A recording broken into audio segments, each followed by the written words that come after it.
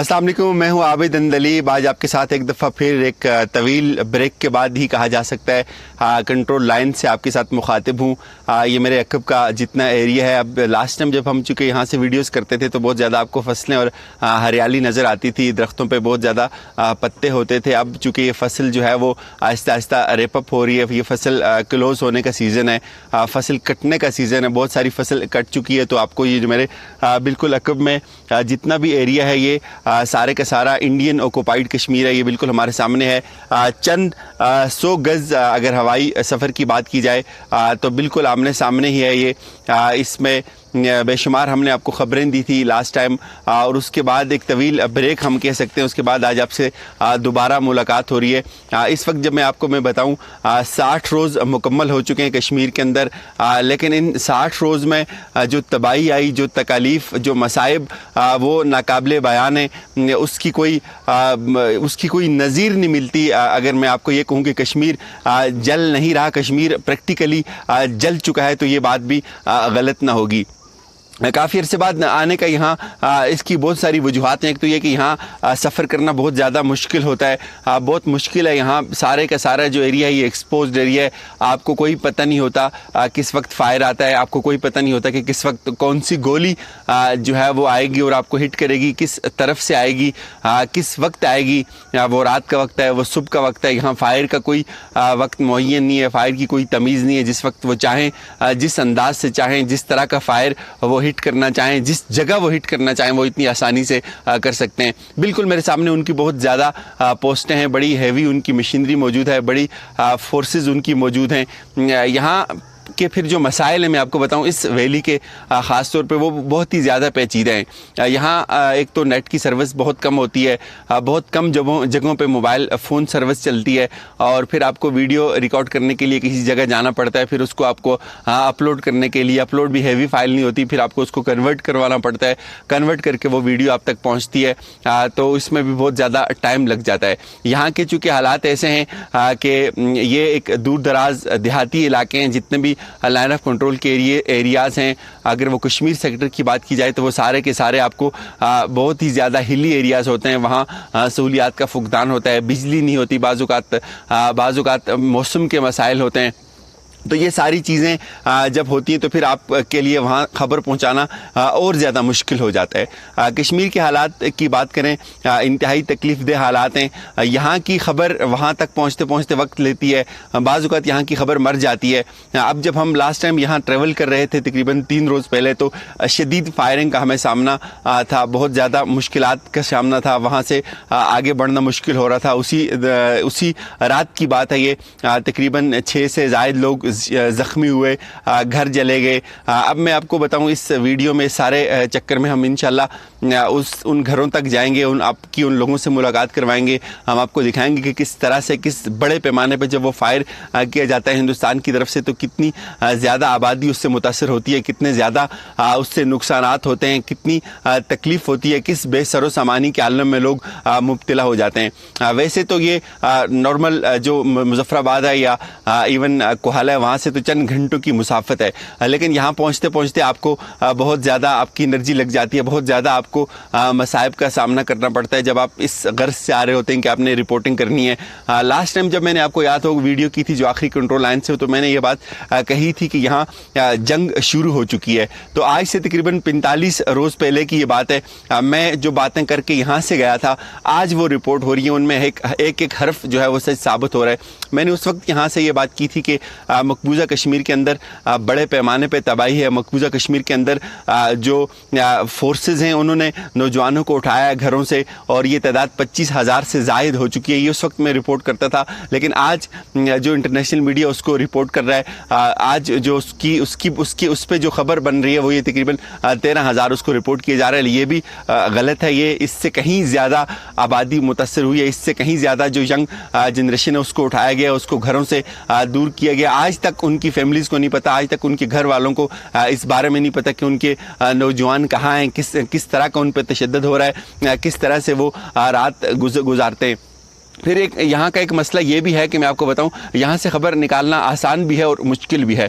آسان اس اعتبار سے کہ اگر آپ کا سورس ہے تو آپ کو یہاں سے خبر مل جاتی ہے چونکہ آپ بالکل بہت ہی قریب ہیں مقبوضہ کشمیر کے, آپ کو چند گز کا فاصلہ ہے, سامنے ان کی آبادی ہے. لیکن مشکل اس اعتبار سے ہے کہ میں نے آپ کو پہلے کہا کہ یہ سارے کا سارا ایریا ایکسپوزڈ ہے. اب جب میں آپ سے بات کر رہا ہوں تو اس لمحے بھی عین ممکن ہے کہ وہ ان کی سرویلنس میں اس سے شاید میں باہر نہیں ہوں گا چونکہ ان کے پاس ہیوی ایکوپمنٹس ہے. دن تو کجا رات کو بھی ان کے پاس اس طرح کی صلاحیت موجود ہے کہ وہ آپ کی نگرانی کر سکتے ہیں, آپ کو وہ مانیٹر کر سکتے ہیں. یہاں فائدہ یہ ہے کہ آپ کو اس جگہ سے کم از کم فرسٹ ہینڈ انفارمیشن مل جاتی ہے. آپ کو براہ راست اس بات کا اندازہ ہو جاتا ہے کہ کشمیر کی اندر کیا صورتحال ہے, ویلی کے حالات اس وقت کیا چل رہے ہیں. گو کہ مشکل ضرور ہے.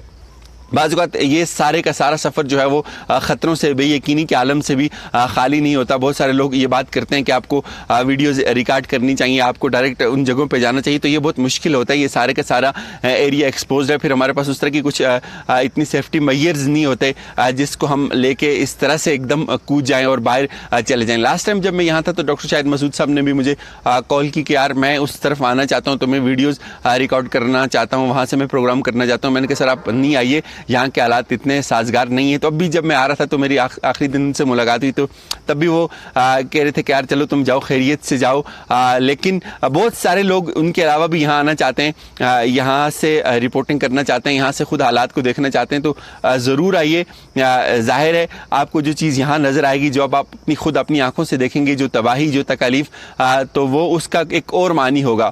جو ہم یہاں سے رپورٹ کرتے ہیں شاید وہ اس طرح سے, میں نے آپ کو پہلے کہا کہ وہ خبر نہیں بنتی چونکہ یہ آبادی بہت زیادہ ایکسپوزڈ ہے. تو بہت یہاں ایک اگر چھوٹا سا بھی فائر ہوتا ہے تو ایک دم سارے کے سارے سکول بند ہو جاتے ہیں. سب لوگ اپنے ایک بے یقینی کے عالم میں, کچھ لوگوں نے تو چلو جن کی صلاحیت ہے انہوں نے مورچے بنائے ہوئے ہیں, لیکن کچھ لوگ تو اس استطاعت سے بھی خالی ہیں. ان کے پاس مورچے نہیں ہیں, ان کے پاس چھپنے کے لیے کوئی جگہ نہیں ہے.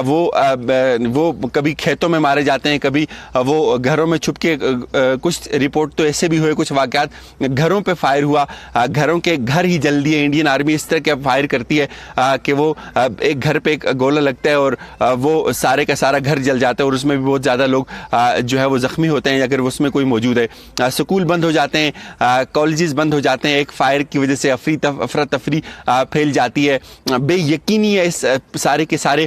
اس خطے میں فصل کٹائی کا سیزن ہے. اس پار کی میں آپ کو بتاؤں انشاءاللہ نیکسٹ ویڈیو میں آپ کو بتاؤں گا کہ بالکل تباہی کے دہانے پہ ان کی معیشت پہنچ چکی ہے, ان کی فصلیں درختوں پہ ضائع ہو رہی ہیں. یہاں میں آپ کو دکھاؤں گا کہ ابھی یہ جو سیزن ہے, یہی جو کلچر ہے نارملی اس طرف بھی ہے, چونکہ یہ ایریا ایک جیسا ہے, ثقافت ایک جیسی ہے, لوگوں کا طرز رہن سہن ایک جیسا ہے, طرز زندگی ایک جیسا ہے. یہاں لوگ فصل اپنی سمیٹ رہے ہیں, یہاں آزادی ہے, لیکن اس پار لوگوں کی جو فصلیں ہیں درختوں پہ جو ہے وہ کھیتوں میں ضائع ہو رہی ہیں, وہ فصل نہیں سمیٹ سکتے. لوگ اجتماعی طور پہ ایک دوسرے کے کام آتے تھے, وہ سارے کا سارا ایریا جو سلسلہ ہے وہ معطل ہو چکا ہوا ہے. یہ انتہائی مشکل ایریا ہے, انتہائی ایکسپوزڈ ایریا ہے, اتنا قریب ایریا ہے کہ اگر ایک نارمل رائفل جو آپ شکار کے لیے استعمال کرتے ہیں, اس سے بھی اگر انڈین جو فورسز ہیں آپ کو ہٹ کرنا چاہتی ہیں تو ایک لمحے میں, ایک سیکنڈ میں وہ آپ کو جہاں سے چاہیں وہ ہٹ کر سکتی ہیں. اس کے بعد پھر انا للہ و انا الیہ راجعون والی بات ہو جاتی ہے. یہاں بڑی یہ پچھلے 3-4 روز سے شدید فائرنگ ہے. ابھی بھی صبح سے فائرنگ ہو رہی تھی, لیکن اس لمحے کوئی وقفہ ہوا ہے. ہم آپ کے ساتھ یہ چیزیں اب شیئر کرنا شروع کریں گے انشاءاللہ. اس طرف بھی ضرور جائیں گے جہاں بڑی ان کی فائرنگ ہوئی ہے. انہوں نے بے شمار ایریے جو تباہ کیے ہیں. لاسٹ ٹائم یہ خبر تھی کہ اسی سیکٹر میں ایک بہت بڑا جنگل انہوں نے جلانے کی کوشش کی ہے. اس کے کیا مقاصد ہیں, کس طرح سے کیوں یہ فائر کیا جاتا ہے, کیوں نہتی آبادی کو جو ہے وہ شکار کیا جاتا ہے, کیوں اس بڑے پیمانے پہ اتنا زیادہ نقصان کیا جاتا ہے ان ایریاز کا. خاص طور پہ اس ایریا کی جس جگہ میں یہاں کھڑا ہوں, اس کی ایک طویل تاریخ ہے. 20 سالوں سے یہ ایریا, اس کے لوگ بالکل سامنے انڈین فورسز کے کھڑے ہیں. وہ سیسا پلائی ہوئی دیوار کی حیثیت سے پاک فورس کے شانہ بشانہ لڑ رہے ہیں. بے شمار لوگ شہید ہوئے, بے شمار لوگ زخمی ہوئے, اپنے ہاتھ پاؤں گنوا بیٹھے. لیکن ابھی تک انڈین یہاں کیوں فائر کر رہے ہیں ان کا اس میں کیا فائدہ ہے, کس طرح سے وہ یہ ان کی خواہش ہے کہ یہ لوگ اتنا زیادہ ان پہ فائر کیا جائے, اتنا زیادہ ان کو نقصان پہنچایا جائے کہ یہ سارے کی ساری جو پاپولیشن ہے جو اس پار میں رہتا ہوں یہ یہاں سے نقل مکانی پہ مجبور ہو جائے, اور پھر ان کے لیے اس سارے ایریے کو اوکوپائی کرنا, اس پہ قبضہ کرنا آسان ہو جائے.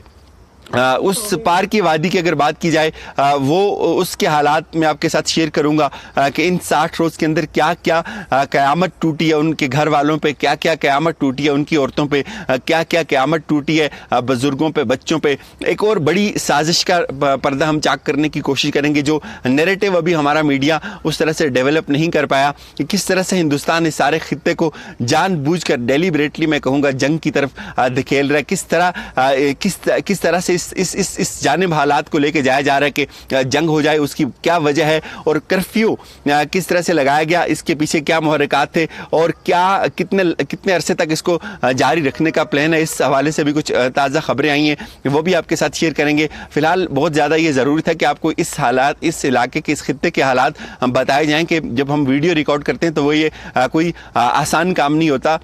باہر جانا, ایکسپوز ایریا میں جانا جہاں اوپن فائر آ رہا ہے, ہیوی فائر آ رہا ہے, آپ کو کوئی پتہ نہیں کہ اگلے لمحے کس جانب سے آپ کو فائر آ کے ہٹ کرے گا, تو یہ ایک انتہائی مشکل کام ہے.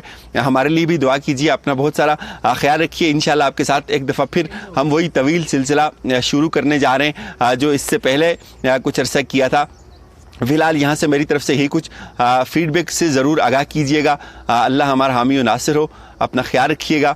اللہ حافظ.